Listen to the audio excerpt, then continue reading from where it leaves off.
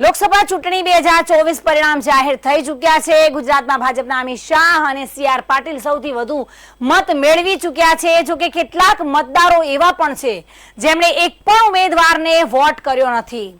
આવા મતદારોએ નોટાની તરફેણમાં મત આપ્યો હતો। તો આજે જાણીશું દેશભરમાં કેટલા નોટા મત પડ્યા છે અને ક્યાંથી સૌથી વધુ મત પડ્યા છે। નમસ્કાર, હું છું રીના અને આપ જોઈ રહ્યા છો ટુડે ગુજરાતી ન્યૂઝ। લોકસભા ચૂંટણી 2024ના પરિણામ જાહેર થઈ ચૂક્યા છે। ગુજરાતની કુલ 26 લોકસભા બેઠકોમાંથી 25 પર ભાજપનો ભગવો લહેરાઈ ચૂક્યો છે, જ્યારે બનાસકાંઠા લોકસભા બેઠક પર કોંગ્રેસના ગેનીબેન ઠાકોરે મેદાન માર્યું છે। ભારે રસાકસી વચ્ચે મોટા માર્જિન સાથે કેટલીક બેઠકો પર જીત ભાજપ જીતી છે। જો કે લોકસભા ચૂંટણી 2024માં ગુજરાતમાં નોટા મતથી સંખ્યા પણ ખૂબ જ મોટી છે।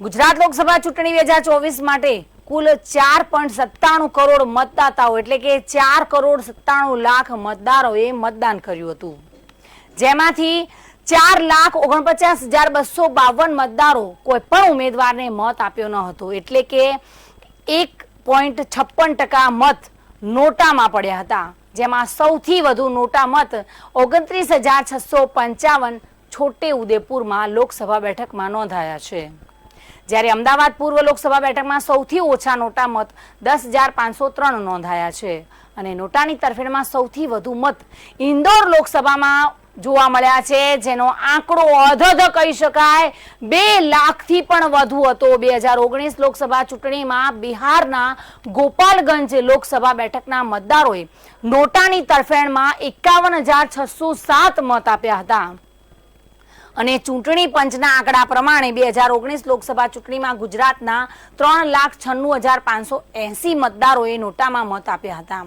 આ ઉપરાંત સમગ્ર દેશમાં 65.2 એટલે કે 65,02,000 કરતા વધુ મતદારોએ નોટા પર પસંદગી ઉતારી હતી। આમ લોકોને હવે કોઈ પણ ઉમેદવાર પસંદ જ નથી તેવા લોકોની સંખ્યામાં પણ દિન પ્રતિદિન વધારો થઈ રહેલો જોવા મળી રહ્યો છે, એટલે કે આ વખતે ઇન્દોરે પણ રેકોર્ડ કર્યો છે। 2 લાખથી વધુ નોટામાં મત પડ્યા છે, એટલે કે સમગ્ર દેશમાં સૌથી વધુ ઇન્દોરમાં નોટામાં વોટ પડ્યા છે, એટલે કે આ રેકોર્ડ બ્રેક થયો છે। એક રેકોર્ડ તોડ્યો છે બિહારનો।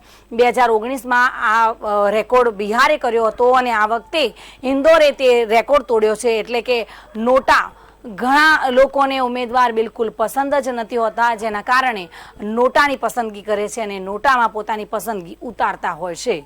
નમસ્કાર।